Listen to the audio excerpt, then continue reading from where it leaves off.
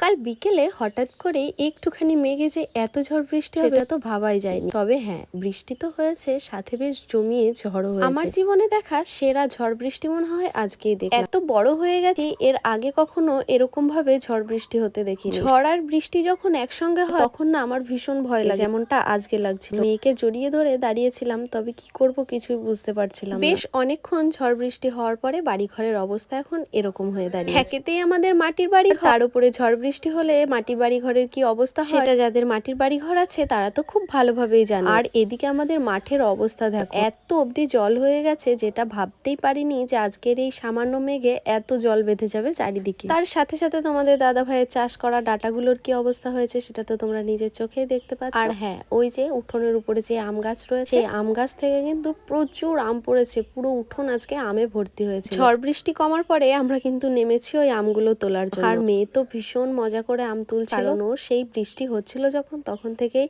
মানে ভীষণ এক্সাইটেড ছিল কখন আমগুলো নিজে হাতে তুলবে। এই যে গামলাটা দেখতে পাচ্ছ, এই এক গামলা আম তো কম করে হয়েই যাবে, সব আম তোলা হয়ে গেল। আর হ্যাঁ, এই যে ঝড় বৃষ্টি হলো, আকাশটা দেখে কি কেউ বলবে? এই জন্যই হয়তো মানুষ বলে বৃষ্টির পরে আকাশ অনেক সুন্দর হয়ে যায়। সত্যি আজকে আকাশটা বেশ সুন্দর লাগছে। আর হ্যাঁ, আমি ওই যে একা একা আম কুড়াচ্ছিলাম বলে তোমাদের দাদা ভাইও কিন্তু চলে এসেছে। ও ভাবছিল নামবে না নিচে এই কাদার মধ্যে, তবে আমি যে একা একা আম তুলছিলাম সেটা দেখে ও আর থাকতে পারি। ও কিন্তু চলে এলো এখন এখানে আমাকে একটু হেল্প। চলো ঝটপট করে এখন আমগুলো কুড়িয়ে নিই, তারপরে তো বৃষ্টি হয়েছে, চারিদিকে কাজের আর শেষ নেই। চলো তাহলে এখনকার মতো এইটুকুই, দেখা হচ্ছে নেক্সট কোনো ব্লগে। বাই।